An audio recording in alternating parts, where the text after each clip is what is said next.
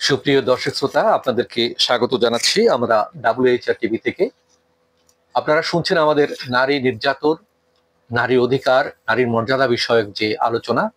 এই আলোচনায় আমরা এই পর্বে আপনাদেরকে জানাতে চাই আমাদের দেশে যে নারী নির্যাতন এবং যৌতুকের যে মামলাগুলো হয় এবং এই মামলার যে পরিবারগুলো শিকার হয় সেই পরিবারগুলোর কি অবস্থা হয় এবং এই মামলায় মূলত বেনিফিটেড হয় কারা, লাভবান হয় কারা, সেই বিষয় নিয়ে আলোচনা করব। আমার সাথে এই বিষয়ে আমাদের যে মহাসচিব, তিনি কিন্তু অনেক ভুক্তভোগী। আমার সাথে আমরা দুজনে মিলে অনেক কেস ডিল করেছি না? হ্যাঁ হ্যাঁ, যে এই নারী নির্যাতনের মামলায় আপনার মুন্সিপাড়ার একটা কেসের কথা মনে আছে? হ্যাঁ হ্যাঁ, মনে আছে না? যে খুলনার মুন্সিপাড়া, হ্যাঁ হ্যাঁ, যে বিদেশে থাকে সেই ভদ্রলোক। আমরা এবং আপনার ওই যে আরেকটা মামলা ছিল আমাদের পয়রার একজন রাজনৈতিক নেতার তার মেয়ে। হ্যাঁ হ্যাঁ, তো একজন বড় মাপের নেতার মেয়ে, কিন্তু তার বিএনপির খুব বড় নেতা। তার শেষ পর্যন্ত সংসারটা সে টিকলো না মেয়েটার জেদের কারণে। মেয়েটা একটা পরকীয়ার সাথে জড়িত হলো আরেকটা অল্প বয়সী ছেলের সাথে, তার চেয়ে অনেক বয়সে জুনিয়র ছেলের সাথে, এবং সেই সংসারটা ভেঙে গেল। তা আমরা কেন কথাটা বলছি এখন দেখেন। কথায় কথায় নারী নির্যাতন মামলা কি হলো? স্বামীকে জব্দ করার জন্য স্বামীর সাথে বনিবনা হচ্ছে না, স্বামীর সাথে দুর্ব্যবহার, তার পরিবারের সাথে বনিবনা হচ্ছে না, প্রথম মামলাটায় যৌতুকের মামলা, একটা মিথ্যা মামলা দিয়ে দেয়। উকিল বলে দেয় যে আপনি এই নারী নির্যাতন মামলা, তো আপনার গায়ে তো কোনো চিহ্ন নাই, আপনি কিভাবে মামলাটা দিবেন? আচ্ছা, এই মামলাটার সাথে আরেকটা মামলা জুড়ে দিই, তাহলে কিন্তু আপনার মামলাটা স্ট্রং হবে। কি মামলা? উকিল বলে দেয় একটা যৌতুক মামলা দিয়ে দিয়ে সাথে। যৌতুক তো আমার কাছে চাইনি। আরে না চাইলে কি হচ্ছে? আমি মিথ্যার কথা ছাড়া মামলা হয় নাকি? উকিলটা কি বলে আমি জানি না। আমি উকিলদের প্রতি সম্মান রেখে বলছি, আমি নিজেও আইনের ছাত্র ছিলাম, আইনে লেখাপড়া করেছি, আমার অনেক আইনের বন্ধুরা আছেন, তারাই অনেক সময় বলে দেয় যে মিথ্যা শতটা মিথ্যা না হলে একটা মামলা হয় না। এই বলে তারা কয়েকটা ফালতু মামলা জুড়ে দেয়। সে মামলা করতে গেছিল কি, তার সাথে দুর্ব্যবহার করে স্বামী, হয়তো তার গায়ে হাত তোলে অথবা গালিগালাজ করে, কিন্তু সেখানে জুড়ে দেওয়া হলো যৌতুকের মামলাটা। কে আমার কাছে 10 লাখ টাকা যৌতুক চেয়েছে, আমার গহনাগুলো বিক্রি করে নিয়ে চলে গেছে মিথ্যা কথা বলে। এই যে মিথ্যা মামলা উকিলরা দিয়ে, তাদের কি লাভটা হয়? বছরের পর বছর এই মামলাগুলো চালাতে থাকে এবং উভয় পক্ষের পকেট খালি করতে থাকে, ছেলের পক্ষের এবং মেয়ের পক্ষের। লাভবান হয় উভয় পক্ষের উকিল, ক্ষতিগ্রস্ত হয় দুটি পরিবার। এবং একটা পর্যায়ে গিয়ে যদি তারা সেইটা নিষ্পত্তি হয়, সেখানে গিয়ে তারা কিন্তু উভয় বড় ধরনের ক্ষতির সম্মুখীন হয়ে তারপরে নিষ্পত্তি হয়।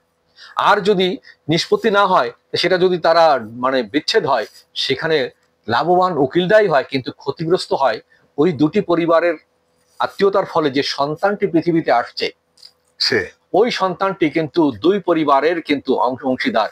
সে কিন্তু যে বিচ্ছেদ ঘটিয়ে দিয়ে উকিলরা এ আলাদা বিবাহ করছে, ও আলাদা বিবাহ করছে, কিন্তু ওই সন্তানটি তখন কুলহারা হয়ে যায়, না পায় মায়ের দিক থেকে সম্পূর্ণ সাপোর্ট, না পায় বাবার দিক থেকে সাপোর্ট, এবং দুই দিক থেকে টানাটানি করতে গিয়ে সে তখন হাহাকার করে ওঠে যে আমি আমার বাবা মা দুজনকেই চাই। এরকম অনেক কেস আমরা নাটক সিনেমায় দেখেছি, বাস্তব ঘটনা অবলম্বন করে এগুলো তৈরি হয়েছে, এবং আমরাও দেখেছি, আমাদের কাছেও আসছে যে ছেলে বাবা মার দেখে, ওই খুলনার যে কেসটা আমরা বলেছিলাম যে বয়রার, যে বাবা মার যে ঝগড়াঝাটি দেখে ছেলেটা মনের দুঃখে বারবার ট্রেনে চড়ে যায় নিরুদ্দেশে। ট্রেন কোথায় যে থামবে সে জানে না। এরকম কয়েকবার করে তাকে উদ্ধার করেছে দিনাজপুর থেকে, রাজশাহী থেকে, সেখান থেকে সে আবার কান্নাকাটি করেছে, 2 দিন পরে তাকে আবার এখানে ফেরত আনছে, সে নিজেও জানে না। এবং এক পর্যায়ে বাবা মার যখন চূড়ান্ত ডিভোর্স হয়ে যাবে, মা একেবারে 100% ডিটারমাইন্ড, প্রতিজ্ঞাবদ্ধ যে সে ডিভোর্স নেবেই, কিন্তু ছেলেটি নরম হলো, ছেলেটির বাবা এসে নরম হলো, তাদের অনেক অনুনয় বিনয় করলো যে আমাদের যদি কোনো ভুল হয়ে থাকে আমরা ক্ষমা চাচ্ছি, ভুল না হয়ে থাকলেও ক্ষমা চাচ্ছি। মেয়েটি পরকে আসক্ত হয়ে সে ডিভোর্সটা নেবেই, এবং ওই ছেলেটি, তাদের যে সন্তান, সে এসে আমাদেরকে বারবার গোপন রুমের মধ্যে ডেকে নিয়ে গিয়ে আমার হাতে পায়ে ধরে কান্নাকাটি করছে, ক্লাস 7-8-এ পড়ে, যে আঙ্কেল আমার বাবা মার যদি ডিভোর্স হয়ে যায় আমি আত্মহত্যা করব, আমি বাঁচবো না, আমার বাবা মার যেন ডিভোর্স না হয়, আপনাদের হাতে পায়ে ধরি আমি।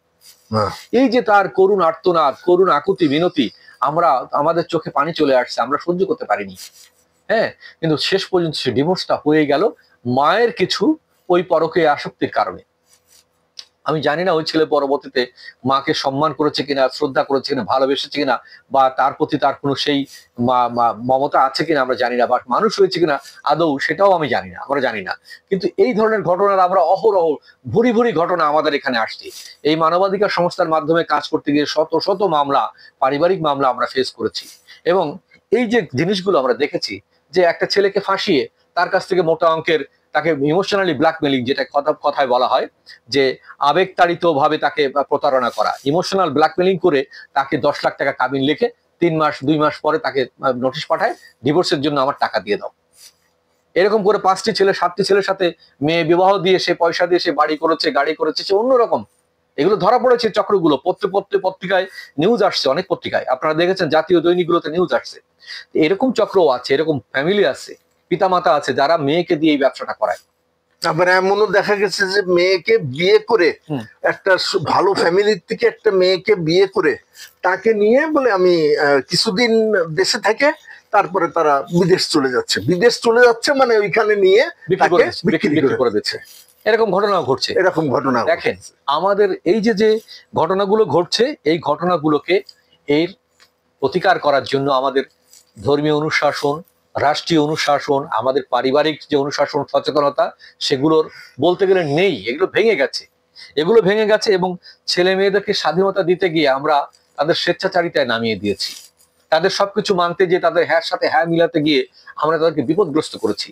এই কারণেই আমরা এখন বলতে গেলে যে সমাজটার মধ্যে আমরা আছি, এই সমাজটা গ্রাস করে ফেলছে পশ্চিমা সভ্যতা। এই সমাজটা আগে গ্রাস করে ফেলছে আমাদের কিছু অসৎ কি বলা যায় সুযোগ সন্ধানীরা। তারা এই নারী পাচার, নারী ব্যবসা, বাল্যবিবাহ এবং এই যে বহুকামিতা, সমকামিতা, এই জিনিসগুলোর প্রতি আকৃষ্ট করছে মানুষকে। আর আমাদের হাতে তো এখন টাচ মোবাইল আসাতে সর্বনাশের উপরে যেটা সর্বনাশ ঘটে গেছে আমাদের এইখানে, এই জায়গাটিতে সেন্সর করতে হবে। আমরা জোরালো ভাবে বলতে চাই আপনাদের এই কন্টেন্টের মাধ্যমে যারা দেখছেন তাদের কাছে আমাদের স্বনির্বন্ধ অনুরোধ, বাংলাদেশ সরকারের কাছে আপনারা অনুরোধ জানান যে আমাদের ফেসবুক গুলোতে, আমাদের ইউটিউব গুলোতে, অথবা আমাদের মানে কি বলে যে ইন্টারনেটের যে সুযোগগুলো আছে সেখানে যেন কিছু সেন্সর করা হয়। আপনি একটা নাটক করতে পারবেন না, আপনি একটা নাটকের অশ্লীল দৃশ্য দেখাতে গেলে সেখানে সেন্সর আছে, সিনেমায় দেখাতে গেলে সেন্সর আছে, আর এখানে সেন্সর না। এই সেন্সর না থাকার ফলে কি হচ্ছে, এই যে পর্নোগ্রাফি এবং এই যে যৌনতার যে চর্চাগুলো হচ্ছে, এর ফলে মানুষ ধ্বংস হচ্ছে, সমাজ ধ্বংস হচ্ছে, আমরা ধ্বংস হয়ে যাচ্ছি। আসলে যদি সত্যি কথা বলতে হয়, আপনি শুধু আমাদের দেশের নিয়ে চিন্তা করলে তো হবে না, সারা পৃথিবী ব্যাপী এই জিনিসটাই। কিন্তু হ্যাঁ, আপনি দেখেন আমাদের দেশের মোবাইল গুলোতে আড়ি পাতার সুযোগ আছে। আপনি আমি কি বলছি সেটা কিন্তু সরকার আড়ি পাততে পারছে। তাহলে কেন আমাদের সেন্সরের একটা ডিভাইস বা আমাদের একটা সফটওয়্যার দিয়ে আমাদেরকে এটা সেন্সর করা যাবে না? যে ইচ্ছা করলেই যে কেউ যা কিছু দেখাতে পারবে না, দেখতেও পারবে না। এখন কি হচ্ছে, একটা মেয়ে বাথরুমে যেয়ে সে গোসল করতেছে, নাচতেছে এবং সেই ছবি তুলে ছেড়ে দিচ্ছে। একটা ছেলে একটা মেয়ের সাথে নষ্টামি করছে, সেটা ছবি তুলে ছেড়ে দিচ্ছে ইউটিউবে। আর তার দেখে দেখে ছোট ছোট বাচ্চারা, কোমলমতি ছেলে মেয়েরা নষ্ট হয়ে যাচ্ছে। এটা কেন?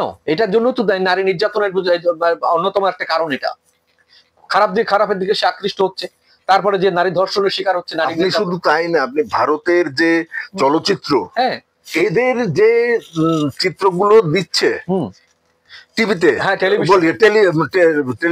সিনেমায় না, আমি মোবাইলে, আপনি এটারে কি করে এই যে সেন্সর থাকলে যখনই দেখবেন, আপনি দেখেন মোবাইলে কিছু লিখতে গেলে যদি কোনো অশ্লীল ভাষা লেখেন, সেখানে ওই ভাষাটা এডিট করে দিচ্ছে, কিন্তু আপনি লিখতে পারতেছেন না। এখন আপনি যদি কাউকে গালি দিতে চান, গালিটা কিন্তু ওখানে দেখা যাচ্ছে যে ওই জায়গাটায় ডট ডট দিয়ে দিচ্ছে ওরা।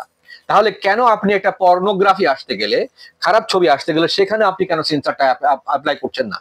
তার মানে আপনার হাতে সুযোগ আছে, আপনি ইচ্ছা করে করতেছেন না। না, এটা অবশ্য একটা সুন্দর কথা বলছেন। আপনি যখন মোবাইলে কাউকে গালি দিতে যাবেন, আপনি গালিটা লিখতে পারবেন না। গালিটা আপনি দিচ্ছেন, লিখতে চেষ্টা করতেছেন, কিন্তু ওটা মোবাইল লিখতে দিবে না আপনাকে, ওই জায়গাটা ডট ডট করে দিচ্ছে। তাহলে আপনি যখন ওই অশ্লীল ছবিটা যখন আসবে, তখন সেই জায়গাগুলো গোলা করে দিতে পারবেন, অস্পষ্ট করে দেন। রাইট, এরকম ডিভাইস তো আছে, কিন্তু সেটা আমাদের সদিচ্ছার অভাবের কারণে এটা আমরা প্রয়োগ করতে পারছি না। এটার কারণেই কিন্তু আমাদের দেশে ধর্ষণ বাড়ছে, নির্যাতন বাড়ছে, নারী নির্যাতন বাড়ছে। এটা আমাদের জোর আবেদন, আমরা জোর আবেদন জানাচ্ছি সরকারের কাছে, সংশ্লিষ্ট সকল মহলের কাছে এই কাজটি করার জন্য। আমাদের পরবর্তী কন্টেন্ট দেখুন, আমরা আরো কিছু বিষয় আপনাদের সাথে আলোচনা করব।